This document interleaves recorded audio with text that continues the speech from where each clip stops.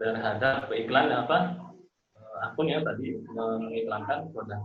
Lalu yang terakhir, ketika kita sudah memutuskan untuk membeli, akhirnya memutuskan untuk mengeksekusi tadi dengan mentransfer uang untuk mendapatkan produk yang diiklankan. Nah, setelah dibeli pun ternyata tidak hanya sampai di situ. Kalau dulu kita hanya mengenal media mainstream itu, ketika orang sudah beli produk, ya sudah selesai gitu urusan. Nggak ada lagi problem, nggak ada lagi yang hubungan antara pembeli dan penjual. Dan hubungannya antara pembeli dan penjual. Tapi kalau hari ini yang namanya produk itu, kalau kita tidak bisa menjaga brand image kita dengan baik, keluhan konsumen tidak ditangani dengan baik, maka itu jadi bumerang bagi kita juga. Jadi kebaikannya digital marketing itu mempermudah kita untuk marketingkan sebuah produk, tapi sisi lainnya, kalau kita tidak bisa memanage brand kita dengan baik, maka itu akan jadi bumerang buat produk kita dan kita sebagai penjual. Kalau kita masih ingat dulu ada namanya cerita Mulyasari kalau nggak salah, berurusan dengan salah satu rumah sakit di daerah Tangerang Selatan. Ketika dia tidak puas dengan servis yang diberikan, maka dia bikin konten yang dia upload ke media digital dan akhirnya itu jadi viral. Sampai akhirnya itu jadi isu nasional. Kalau kita ingat ada konten koin untuk kita dan sebagainya, sampai akhirnya rumah sakit itu menggunakan jalur hukum, dia tadi penjara. Dan prosesnya sampai berlarut-larut, sampai akhirnya rumah sakit tersebut untuk mengamankan brandnya, mereka mengganti mereknya. Jadi bukan lagi Omni Internasional, sekarang udah ganti nama. Nah itu, jadi pola konsumen sekarang berubah terkait dengan media digital hari ini yang sudah menjadi bagian dari kehidupan kita. Yang selanjutnya, kenapa kita harus mulai merambah ke media digital? Kalau teman-teman yang biasa ngisi workshop biasanya acuannya kalau PJI, Asosiasi Pengguna Jasa Internet Indonesia, satunya ada Wira Sosial dari Singapura. Kalau Wira Sosial itu bekerjasama dengan Hotsuite. Nah, APJI ini terakhir di web yang mereka upload data survei terakhir itu tahun 2018. Berarti ini di data yang ada di sini adalah hasil survei dari tahun sebelumnya. Dari tahun 2018, file 2018 ini ada 171 juta jiwa dari total 264 juta penduduk Indonesia yang terkoneksi dengan internet. Jadi secara tidak langsung kita bisa mencapai mereka, menjadi target marketing kita. 171 jiwa, itu luar biasa besarnya. 64,8% dari total penduduk Indonesia.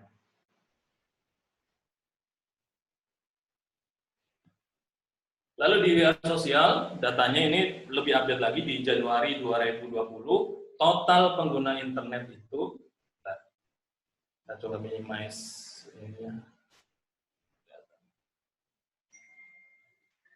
2020 itu total ada sekitar 175 juta orang yang terhubung ke internet dari total 272 juta total populasi Indonesia. Dan yang aktif di media sosial itu mencapai 160 juta orang. Penetrasinya sampai 59%, itu luar biasa tinggi. Akan coba skip karena waktunya cuma 40 menit. Jadi secara tidak langsung ada 98% orang, kalau data Wira Sosial itu ada 98% orang yang dia memakai mobile internet. Jadi kalau orang pakai mobile internet berarti kemanapun dia pergi, dia terkoneksi dengan internet. Dari sejak dia bangun sampai dia tidur lagi, bahkan ada beberapa orang yang sampai membawa gadgetnya untuk buang air misalnya. Itu kenyataan hari ini. Jadi kita bisa memasarkan produk kita sampai ke ruang privat konsumen kita. Ada 160 juta sosial media user, jadi orang-orang ini yang teraktual di sosial media mereka, jadi kita bisa menganalisa karakter mereka, behavior mereka, lifestyle mereka, jadi kita bisa mentargetkan karakter konsumen tertentu untuk memasarkan produk kita.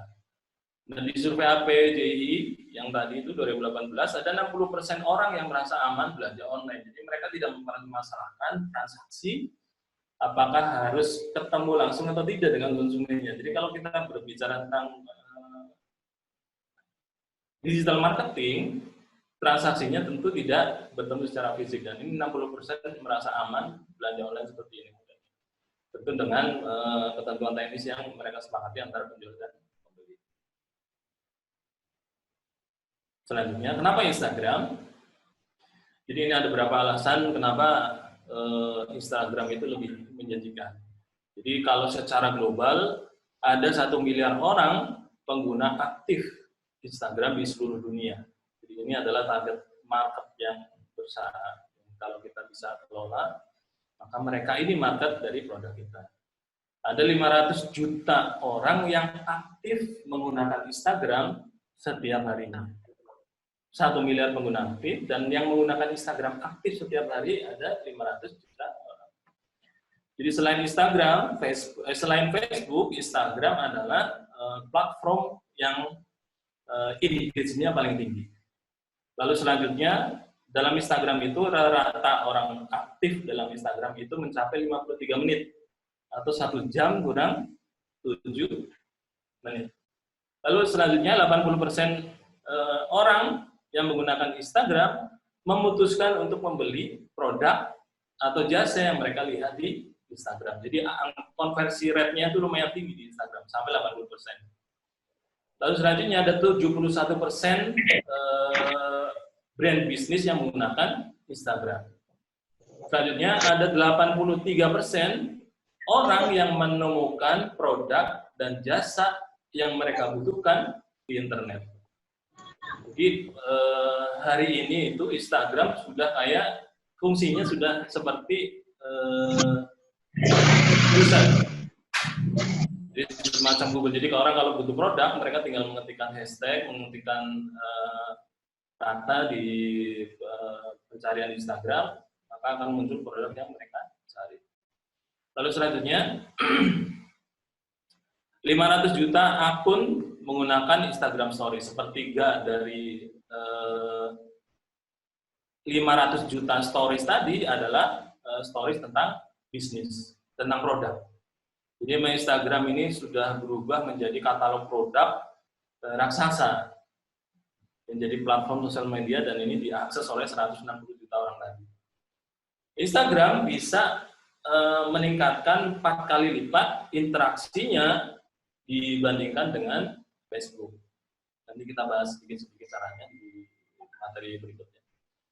Lalu selanjutnya, 70% pengguna Instagram adalah usia milenial kalau bahasa anak sekarang. Ada usia di bawah 35%, itu penggunanya sebanyak 71%.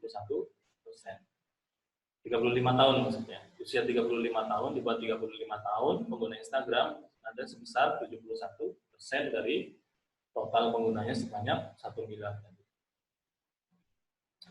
Selanjutnya kita langsung ke akun setup. Berarti kita selesai di 4:30 lebih 10. Baik, selanjutnya kita ke akun setup.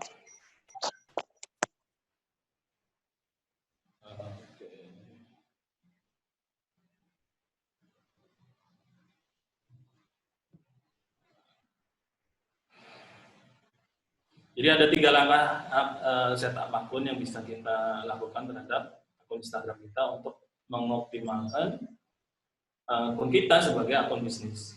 Yang pertama, jadi kalau teman-teman tahu bahwa Instagram ini beberapa waktu lalu sudah rilis yang namanya Instagram Business. Jadi Instagram Business itu fiturnya sangat membantu kita untuk mengenalkan produk kita kepada masyarakat, plus juga untuk menganalisa target market yang tepat untuk produk kita.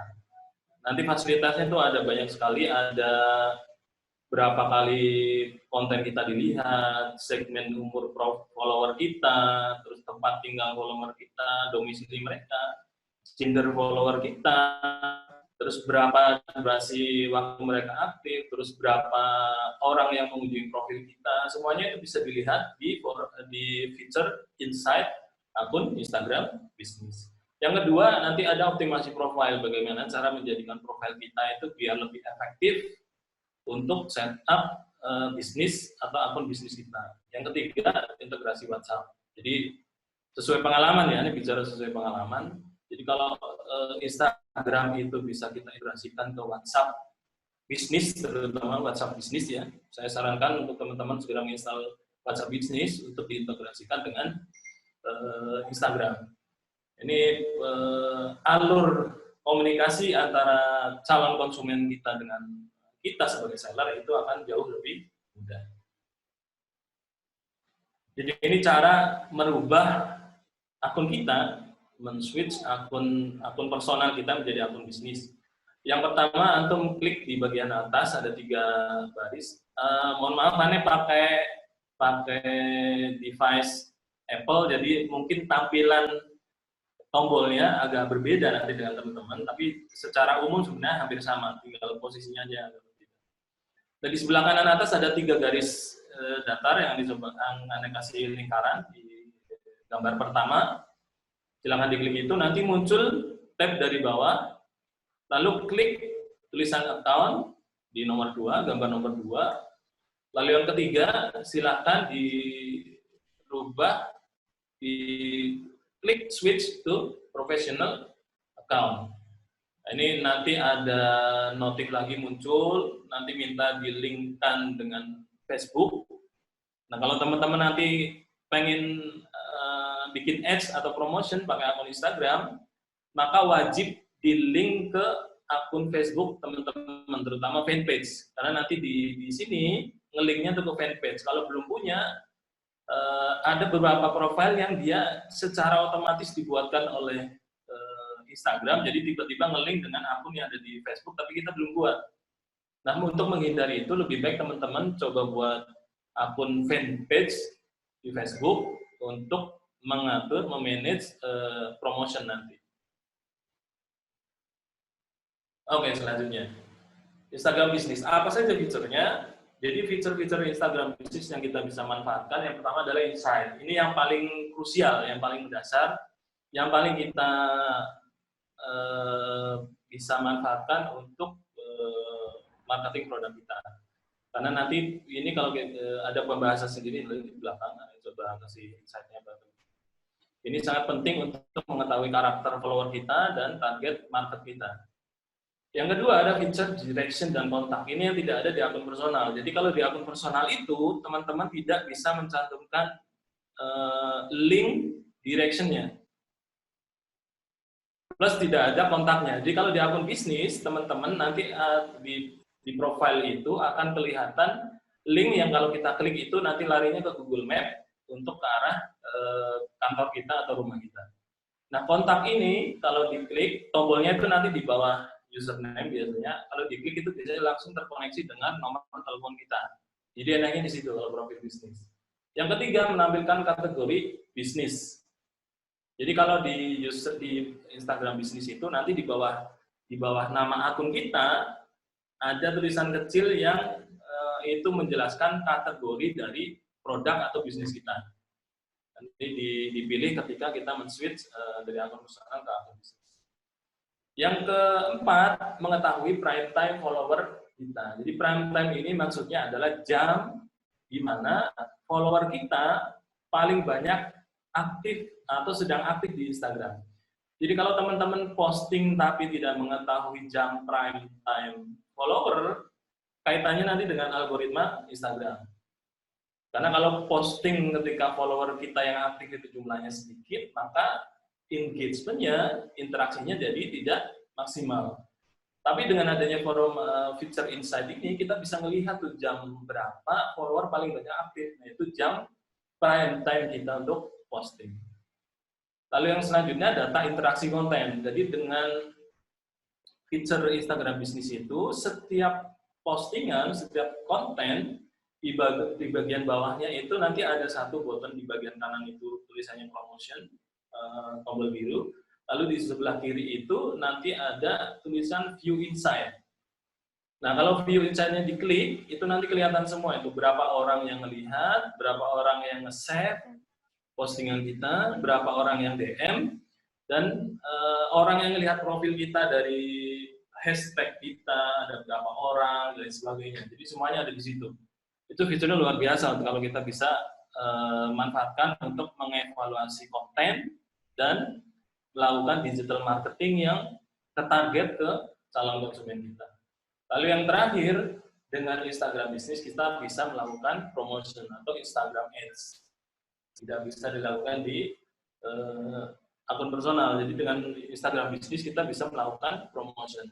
Enaknya promotion ini, kita bisa menentukan konten kita dilihat oleh orang yang tinggal di mana, umur berapa, gendernya apa, dan sebagainya.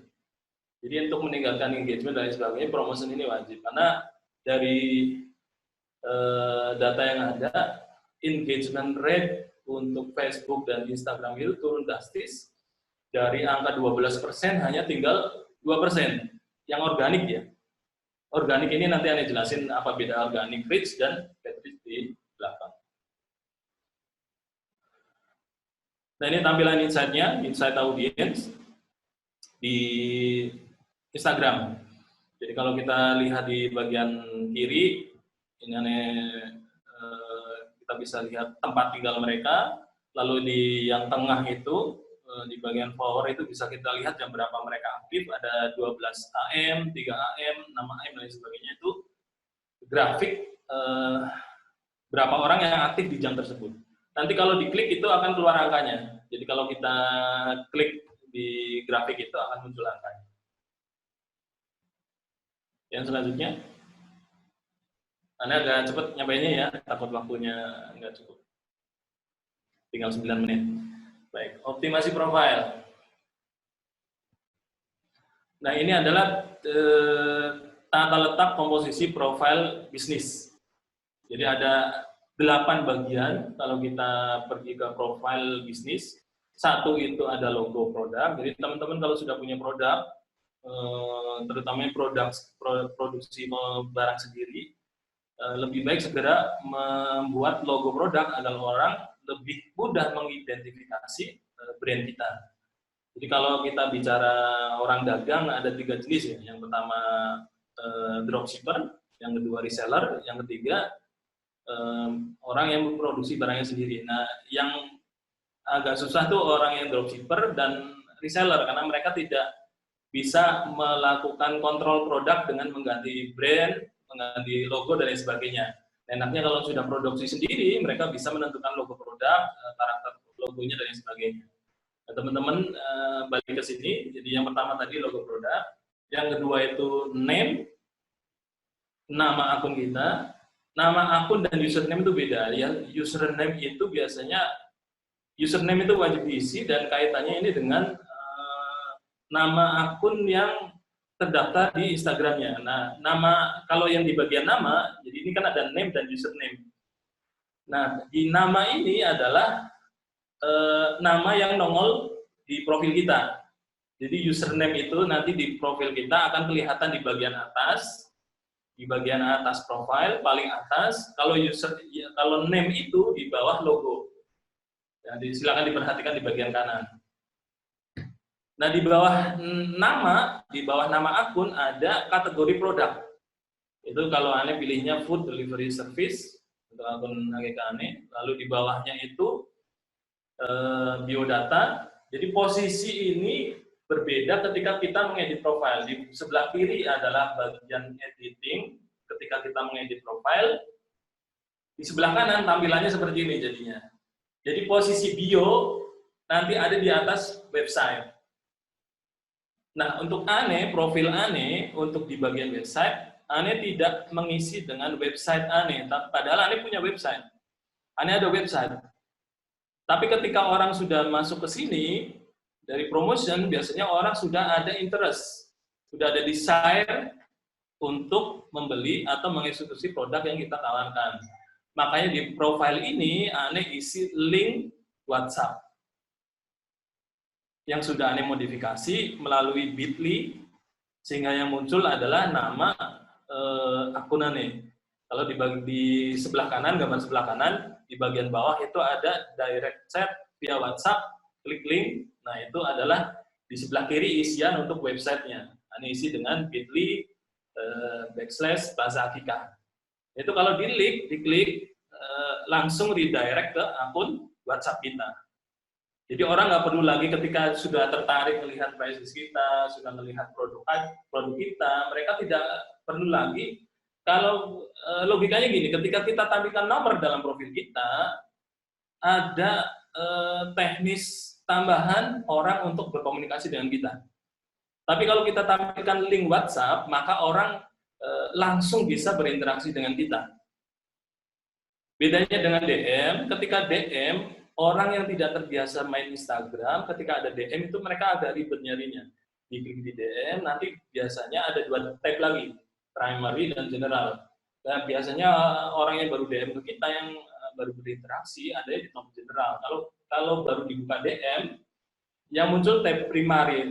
Primary itu kosong biasanya, ada di tab general. Nah, ini agak ribet. Makanya aneh isi dengan link WhatsApp itu, jadi ketika orang sudah tertarik untuk membeli, mereka klik link WhatsApp ini, mereka langsung terhubung dengan kita. Kenapa nggak pakai nomor? Nomor tetap ada di atas. Tapi ketika orang melihat nomor ini, mereka perlu copy paste. Satu, mereka perlu copy paste ke HP kita. Kedua, mereka perlu nge-save ke HP kita. Jadi ada tambahan langkah ketika orang akan transaksi dengan kita, padahal tujuan kita menggunakan akun ini adalah untuk mempermudah orang transaksi dengan kita. Jadi dengan WhatsApp ini orang tidak perlu copy paste, orang tidak perlu nge-save nomor kita, mereka hanya tinggal klik langsung berkomunikasi dengan admin akun kita. Tadi integrasi dengan WhatsApp ya. Jadi kalau bisa teman-teman sudah mulai merubah ke akun WhatsApp bisnis untuk WhatsApp-nya, karena di WhatsApp bisnis itu nanti teman-teman bisa dapat link WhatsApp. Link WhatsApp. Jadi kalau dulu itu mesti pakai aplikasi karena belum ada WhatsApp bisnis, tapi kalau WhatsApp bisnis itu mereka sudah memberikan fasilitas link yang kalau diklik nanti dikasihkan ke orang, link tersebut yang ada dalam WhatsApp bisnis itu, mereka redirect langsung ke WhatsApp kita. Nah, ini nanti link ini yang kita modif di bit.ly.com dirubah untuk tampilan di belakangnya menjadi nama akun kita. Ini pembahasannya agak teknis, jadi perlu waktu tersendiri untuk menyampaikan. Nah, selanjutnya tadi mengelola profil, sekarang tentang konten. Tinggal 3 menit ya, Pak MC. Nanti coba kita percepat. Jadi ada beberapa idiom atau istilah yang harus teman-teman pahami sebelum kita bicara tentang konten. Ada reach, ada impresi, ada organic reach, ada paid reach, dan ada engagement. Nah, kalau kita bicara tentang, kita bahas dari engagement dulu biar mudah. Engagement itu adalah bentuk interaksi terhadap konten kita. Apa saja? Biasanya bentuknya like, komen, atau reshare. Termasuk DM juga. Jadi engagement itu bentuk interaksi dengan konten kita. Paham ya? Yang kedua ada reach. Reach itu adalah jumlah user unik yang membuka konten kita. Reach. Jadi kalau ada 100 orang yang membuka konten kita, mereka ngeklik, interaksi dan sebagainya, berarti ada 100 reach. Lalu impresi adalah jumlah terpaan. Jadi ada 1 orang, mereka bisa melihat konten kita itu sampai 3 kali. Dari mana saja, ada temannya dia yang juga share konten kita. Ada yang dari iklan, ada yang dari organik. Jadi dia lihat sampai 3 kali misalnya. Nah, impresi itu adalah total terpaan itu ya. Gitu. Jadi jumlah impresi itu sangat mungkin lebih besar dari reach. Yang selanjutnya organic reach adalah reach yang dicapai oleh akun kita tanpa campur tangan ads atau promotion. Jadi organic reach biasa gitu. Kalau kita posting, ya itu sudah berapa orang yang terpapar oleh konten itu. Lalu selanjutnya paid reach ini adalah jangkauan yang didapatkan dari hasil iklan kita. Sebentar lagi terputus, nanti teman-teman bisa ikut lagi di sesi kedua dari workshop online ini.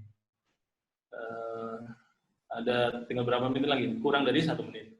Jadi itu ya, ada reach, impresi, organic reach, ada paid reach, ada engagement, dan sebagainya. Jadi ini akan kita banyak temui kalau kita bicara konten dan promotion. Lalu selanjutnya, sebelum jauh bahas konten, kita bicara tentang algoritma Instagram, agar kita tahu apa saja yang mempengaruhi sebuah konten itu muncul di feeds kita. Ini kayaknya nanti bakal terputus di tengah nih. Penjelasannya, kita pakai yang basic jadi cuma 40 menit nih. Pak MC, mohon ditingkatkan jadi yang premium. Jadi, algoritma Instagram ini sekali lagi adalah pola Instagram memposisikan konten dalam feed kita. Jadi kalau kita following ada 5.000, kan tidak mungkin 5.000 itu nongol di beranda kita. Betul nggak?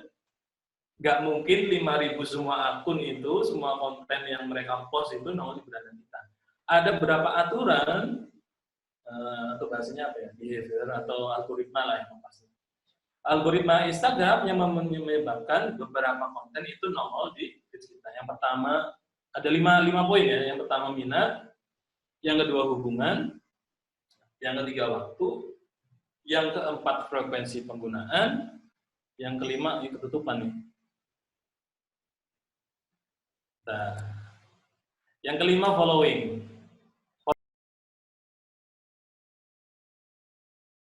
Kaitannya dengan ads kita. Perlu ditanamkan tuh. Jadi mau follower kita 2 biji atau 5 biji, kalau kita nge-ads, maka yang ngatur jangkauan kita tuh ads kita itu tadi. Tinggal kita setting di bagian wilayahnya, di daerah mananya, karakter penggunanya, umurnya, gendernya, terus nanti ada interest-nya dan lain sebagainya. Jadi tinggal di setting di situnya. Nah ini yang memang butuh pengaturan tertentu, kita evaluasi conversion rate-nya. Misalnya kalau kita setting nih jangkauannya 30 km, gendernya cewek semua, usianya di atas 20, di bawah 65, kita running ads-nya, ternyata conversion rate-nya rendah nih. Ya kita rubah tuh, kita otak-atik tuh. Niche-nya kita rubah, interest-nya kita ganti, kita rubah lagi apa interest-nya yang mendekati, terus umurnya mungkin kita bisa perluas, terus jangkauannya kita ganti regional, secara spesifik wilayahnya, dan lain sebagainya. Itu dari sisi, jadi jangan pernah berpikir kita harus naikin follower dulu baru dagang. Karena lebih milih jalan pintas. Kalau Anda nggak punya follower, followernya stagnan di situ, ya Anda nge-ads gitu aja. Toh nge-ads itu biayanya nggak terlalu mahal kalau di Instagram. Kan tadi per hari itu limit minimalnya 20.000. Jadi duit 100 pun kita bisa nge-ads. Jadi kalau solusi yang flat tadi, kita lihat tadi evaluasi lagi di bagian ads-nya. Jadi Anda saranin main ads saja di ads. Yang kedua, bisa jadi konten kita kurang menarik. Desain, terus caption-nya, dan lain sebagainya. Jadi kalau dilihat di IG Ane nggak pernah main caption malah. Jarang desain juga Ane nggak terlalu ngurusin desain. Jadi yang Ane posting justru testimoni dari konsumen yang Ane satukan dengan gambar-gambar orang yang terima produk Ane. Jadi dengan itu orang akan ada akun yang dia memisahkan antara testimoni dengan foto dokumentasi konsumen yang terima produk kita. Jadi orang kalau pengen ngelihat testimoni, dia mesti ngeklik lagi baru lihat testimoni. Tapi kalau kita satukan di situ testimoninya, maka orang akan melihat langsung, oh ini akun ini. Jadi ada trust dari konsumen ke akun kita dengan pola seperti itu.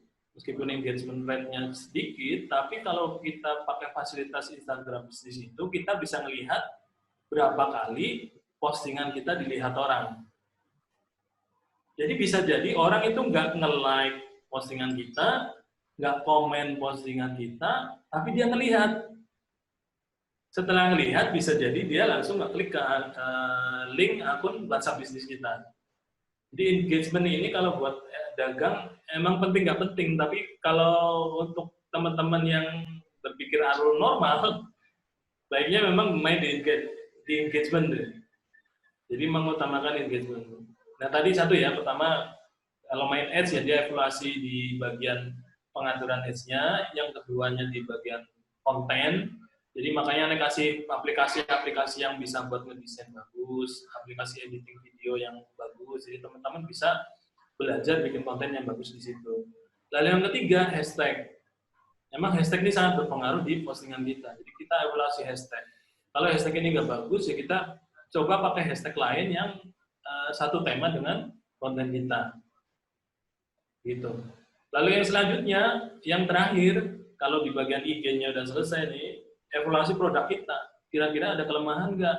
Bisa jadi nih orang sudah pakai produk kita, tapi sebenarnya dia ada komplain yang tidak terpublish gitu, nggak dikatakan ke orang lain.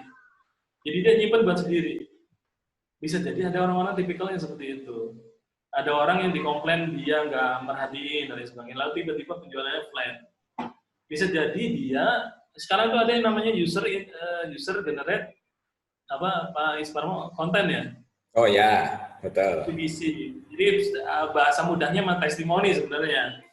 Jadi testimoni yang disampaikan konsumen dan dia dipublish secara online. Ini enaknya digital media tuh hari ini seperti itu, kita jadi tahu kelemahan produk kita, komplain orang seperti apa. Kalau kita bersikap terbuka dengan masukan konsumen.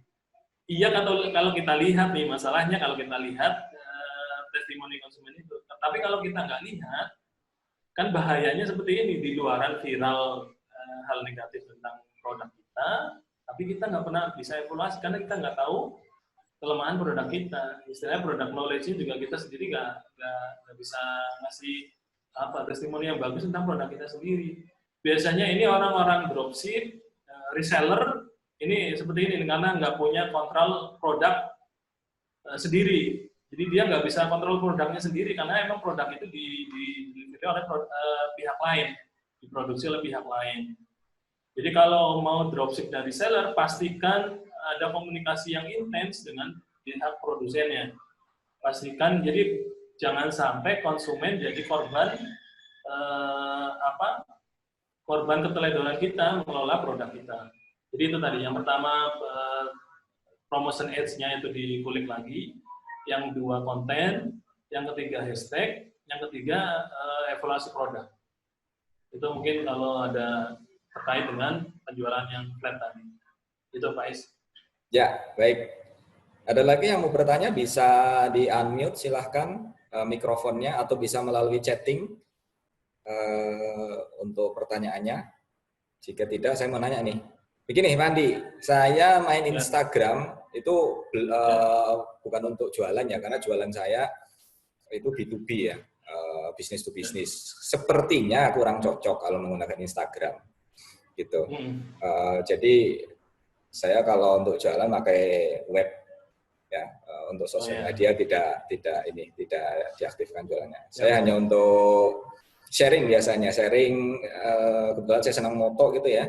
Nah itu untuk sharing foto. Lah dulu saya sempat pakai software apa ya, yang untuk memfollow berdasarkan hashtag gitu. Misalnya foto saya kan makro gitu ya, makro fotografi gitu. Nah, cuman sekarang kok di-ban ya kelihatannya softwarenya yang untuk memfollow, kemudian dia akan fallback kan gitu. Nah, itu pakai yang viral tadi, apakah bisa untuk memfollow user-user berdasarkan hashtag? Karena memang terus terang hashtag, betul kata Pak Andi tadi, sangat powerful gitu ya, untuk menguji. Kalau fotografi itu kan, terus terang kalau Instagram itu bagus sekali untuk menilai sebuah foto gitu ya. Jadi penilaiannya cukup objektif gitu ya. Jadi kalau memang foto kita bagus ya yang like banyak, foto kita jelek yang like sedikit. Nah itu berdasarkan hashtag. Nah, apakah ada nih software yang belum di-ban selain waktu itu saya lupa namanya apa ya, untuk memfollow hashtag yang berdasarkan hashtag tuh, memfollow akun-akun berdasarkan hashtag. Ya, jadi Instagram ini termasuk platform yang ketat menganulir celah kelemahan sekuritasnya. Sama dengan Twitter juga berapa kali, terakhir itu sering kali mengupdate enkripsinya untuk meningkatkan kualitas akun yang ada di dalamnya. Jadi kalau yang punya akun ribuan di Twitter yang dulunya buzzer itu pasti merasakan tuh bakal beredar semua tuh. Instagram juga sama. Jadi setiap ada kelemahan, celah kelemahan yang bisa dimanfaatkan oleh bot dan sebagainya, biasanya mereka langsung update. Nah, aplikasi-aplikasi pihak ketiga biasanya memanfaatkan celah-celah yang ada di Instagram untuk apa istilahnya, melakukan kinerja aplikasinya. Yang dulu seperti yang contohkan tuh Gramcaster itu polanya seperti itu. Jadi dia melakukan scrap data. Jadi orang-orang itu kita ngeklik akun follower gede yang niche-nya sama dengan kita. Misalnya kita jualan hijab. Di Instagram yang paling powerful ada namanya Vanilla Hijab. Dia followernya sampai jutaan, sekali rilis produk itu bisa sampai ribuan ya, kayak kacang goreng jualan. Itu kita scrap, followernya, datanya kita ambil semuanya. Nah, nanti alat itu otomatis nge-follow akun-akun itu dan dia balik follow akun kita. Tapi belakangan karena dia mungkin nggak update pola kerjanya, akhirnya nggak bisa ngikutin dan di-ban kayaknya karena udah keciri gitu. Nah, kalau viral ini dia pola kerjanya berdasarkan based on dari konten, bukan based on follow unfollowing. Based on dari konten, jadi kualitas konten. Jadi konten mana yang viral, hashtag mana yang bagus, maka diolah sama dia, di-suggest ke kita. Ini konten ini bagus, followernya banyak ratusan ribu, engagement-nya tinggi. Maka kalau kita posting pakai viral itu, nanti dia beralih ke akun kita dan hashtag-nya tuh bisa di-copy sekalian. Nah, itu lebih powerful daripada follow dan unfollowing itu tadi. Jadi dia based on-nya tuh ke konten. Kalau tadi kan fokusnya ke follow unfollow, nyari followernya. Nah, kalau viral itu ke konten. Nyari konten yang viral. Misalnya tentang makro mood tadi. Foto makro, kita nyari konten foto makro yang paling viral, kita repost ke akun kita. Jadi orang itu bisa tertarik ke situ, hashtag-nya kita duplikasi juga. Maka engagement-nya juga bisa ngikutin ke akun yang posting aslinya itu. Begitu. Ya, jadi viral itu bisa ini ya untuk mengetahui mana posting yang banyak engagement-nya gitu, terus kita repost gitu ya ke tempat kita ya. Iya betul. Iya ada analisa. Jadi itu salah satu fiturnya bisa analisa konten-konten selama setahun yang paling viral itu mana aja. Jadi ada grafik yang dia kayak titik-titik itu, jadi titik paling tinggi kita klik itu nanti muncul tuh kontennya apa, akunnya apa, hashtag-nya apa aja, kontennya tentunya video, foto atau album. Enaknya seperti itu. Gitu. Oke. Tapi merepost tanpa izin sebenarnya ini nggak sih? Nah, itu kaitannya dengan etika. Ya, etika. Antara boleh dan nggak boleh. Jadi di viral itu fasilitas repost-nya pun bisa copy caption-nya. Ada tulisannya repost-nya juga. Tapi itu ada pilihan kalau kita nggak mau pakai repost juga ada. Misalnya kalau kita repost yang non berbayar kan ada watermark-nya tuh, ada tulisan repost-nya tuh di bagian bawah. Betul.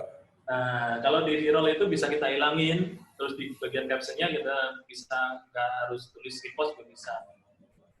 Kalau memang itu dirasa nggak nyaman kalau kita repost postingan orang, bisa kita sertakan repost dari akun apa gitu untuk minimalisir komplain dari akun yang bersangkutan. Gitu. Ya. Baik, ada yang lain pertanyaan? Silahkan. Bapak, Ibu sekalian, rekan-rekan. Bisa via chatting atau langsung di unmute speakernya. Nah, ada Pak Taufik, Pak Gun, ada pertanyaan lagi? Pak Hari? Bisa apa lagi? Pak Hendra? Pak Wahyu? Pak Dwiana? Belum? Kalau belum, saya mau nanya lagi nih. Ada masih nambah ini 21 peserta kita di sesi 3 ini, sesi terakhir. Silahkan kesempatannya. Kita belum tahu mungkin kapan lagi ketemu Pak Andi karena next pertemuan kelas online berikutnya akan topik yang berbeda lagi dari pembicara yang lain. Silakan Bapak, Ibu sekalian, rekan-rekan, teman-teman. Ada pertanyaan? Nggak ada. Beneran nih nggak ada. Oke, kalau nggak ada saya nanya lagi kalau gitu. Mungkin tadi bisa dijelaskan lagi Pak Andi, barangkali ada yang baru masuk. apa itu engagement, apa itu reach, apa itu, nah itu yang istilah-istilah dasar di dalam Instagram. Bisa diulang. Coba buka lagi ya. Ya. Engagement.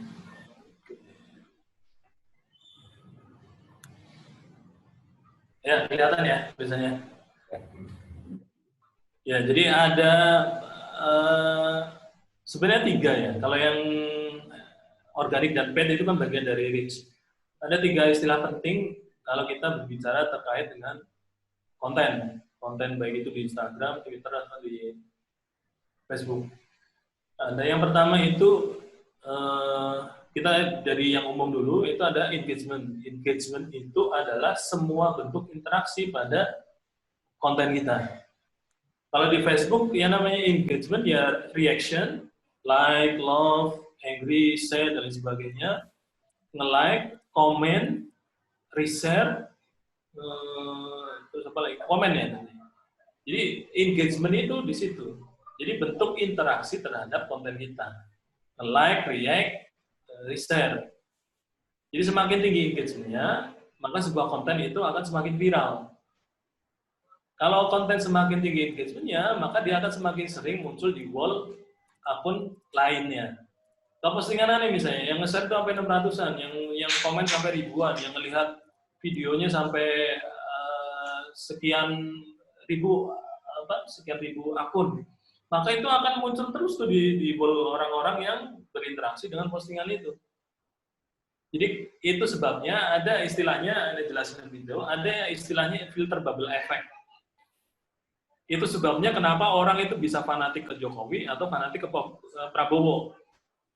Kalau orang yang fanatik ke Jokowi, kenapa dia bisa begitu fanatik? Karena setiap interaksi digital dia selalu mencari konten-konten yang dia sukai.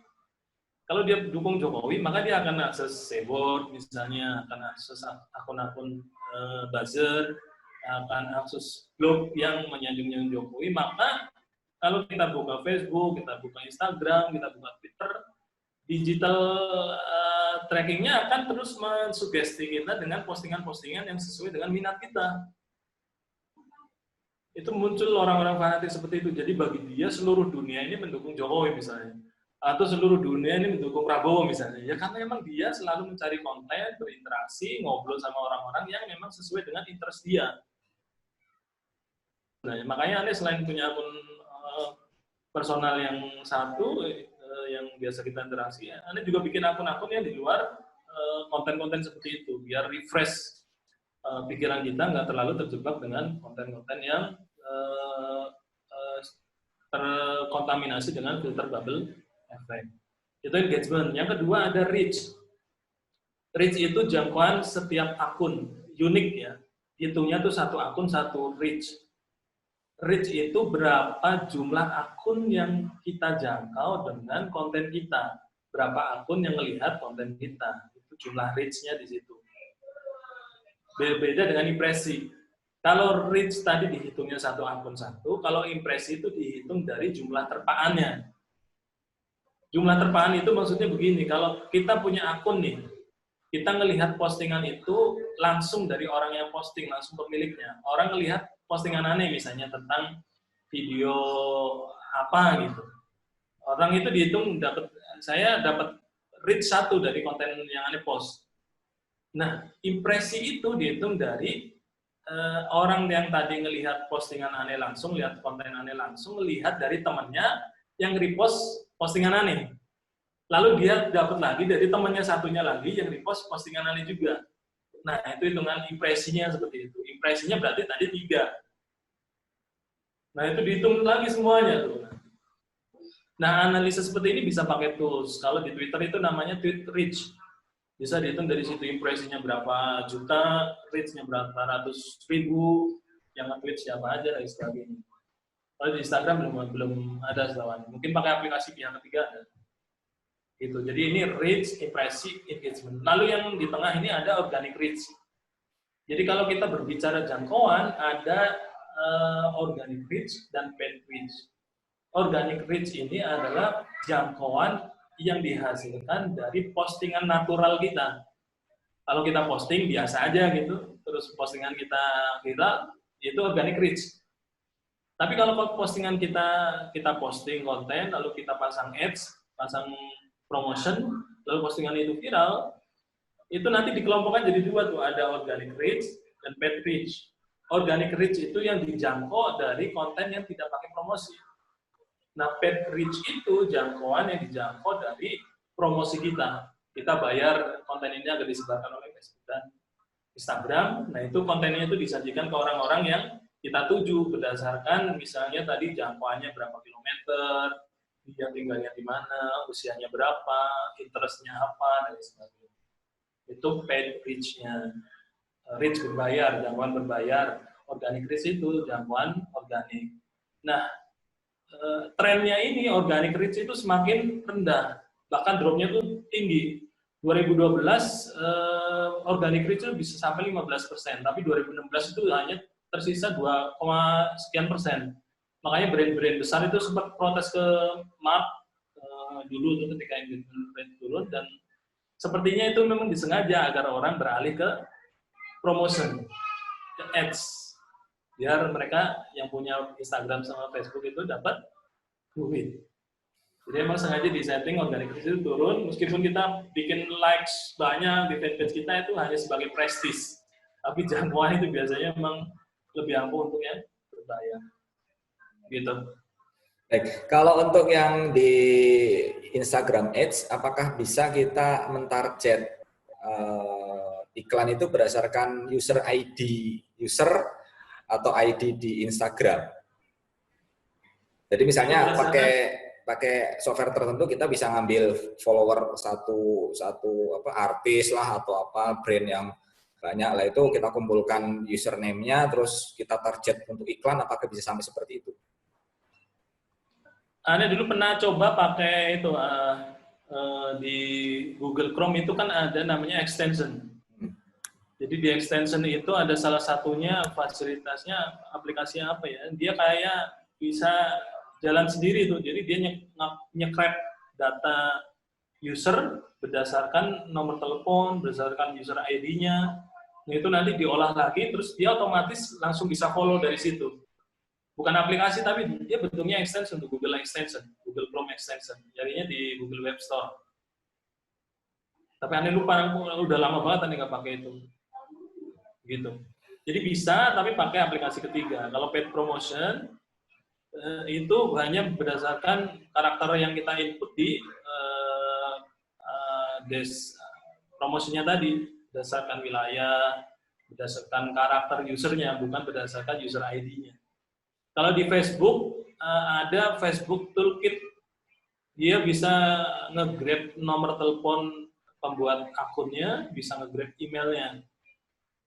Tapi seperti yang Anda bilang tadi, emang kalau sudah ketahuan celahnya seperti itu, biasanya algoritmanya diperbarui lagi, security-nya diperbarui lagi oleh provider YouTube, pembuat YouTube. Pembuat Facebook-nya. Anda belum pernah coba lagi kalau yang begitu. Begitu. Ya. Iya, kan kalau memang, tapi kalau via iklan tadi, kalau setahu saya dulu FB Ads ya yang bisa kayak gitu. Jadi kita scrap apa yang ada di fanpage itu follower-followernya, terus kita ambil ID-nya, terus kita masukkan sebagai. Oh iya bisa. Nah, kalau di IG Ads ada nggak fasilitas itu pas yang di paid promotion? Nggak ada. Oh nggak ada ya? Nggak ada. Oke. Kayaknya nggak ada, sekarang udah nggak ada aplikasi yang bisa kayak gitu. Yang Facebook Toolkit juga sekarang udah nggak bisa. Jadi kayaknya udah tahu ada celah kayak gitu, terus sama mereka diperbarui itu keamanan aplikasinya. Mungkin nanti ada lagi setelah orang bisa mengupdate algoritma aplikasinya. Ya artinya sebenarnya tools-tools itu kalau sampai kita beli gitu, sekali beli bisa jadi usang dalam waktu singkat gitu ya ketika ada pemakainya gitu ya. Kalau produsen aplikasinya nggak ngupdate algoritma aplikasinya, ya bakal kayak gitu, bakal nggak fungsi. Ya. Karena dia selalu diupdate. Baik. Baik, rekan-rekan sekalian, ada pertanyaan lagi? Kalau nggak ada kita tutup. Ada pertanyaan? Pak Hendra tadi kayaknya gimana? Ada pertanyaan lagi Pak Hendra? Nggak ada? Kalau nggak ada kita tutup. Ada closing statement Pak Andi? Baik, teman-teman, ini semoga bermanfaat ilmunya. Jadi kalau berdasarkan apa yang Anda sampaikan berdasarkan pengalaman Anda, dan itu yang Anda buktikan bisa menghasilkan, dan conversion rate-nya itu tinggi, itu bisa jadi pelajaran ke teman-teman. Tapi semuanya berpulang ke karakter produk kita masing-masing. Nah, berdasarkan karakter produk itu kita bisa nyari bagaimana cara ngulik promotion ads-nya, bagaimana cara mengelola konten, bagaimana menggunakan hashtag. Anda hanya memberikan panduan dasarnya, dan itu nanti bisa disesuaikan oleh teman-teman sesuai dengan karakter produk masing-masing. Nah, untuk materi nanti Anda konversi ke PDF, Anda upload ke link Google, nanti share ke panitia, nanti itu dibagikan ke teman-teman. Itu mungkin, Pak Is. Baik, kalau gitu terima kasih kepada Pak Andi atas materinya. Insya Allah bermanfaat sekali buat kita semua, terutama yang mau menggunakan Instagram sebagai sarana untuk promo produk, begitu. Paling tidak bisa menggunakan yang gratisan dulu, atau mau nyoba menggunakan yang Instagram Ads, mungkin itu cara yang paling instan ya untuk menjangkau calon konsumen gitu. Semoga nanti kita mungkin bisa step by step secara ini ya di prakteknya gitu, karena ini mungkin masih general dulu pengenalan, nanti mungkin detailnya bisa di suatu saat. Baik, rekan sekalian, begitu untuk sharing kelas online-nya kali ini. Kita akan umumkan nanti videonya, moga-moga saya berhasil ngerekam gitu. Ini sudah saya rekam sih, saya nanti upload ke FB atau ke YouTube, akan diumumkan di grup Genpro insya Allah. Baik, terima kasih Pak Andi dan Bapak Ibu sekalian. Sampai ketemu di sesi berikutnya dengan materi yang insya Allah menarik dan bermanfaat bagi kita semua. Subhanakallahumma wa bihamdika asyhadu an la ilaha illa anta astaghfiruka wa atubu ilaik. Assalamualaikum warahmatullahi wabarakatuh. Waalaikumsalam warahmatullahi wabarakatuh.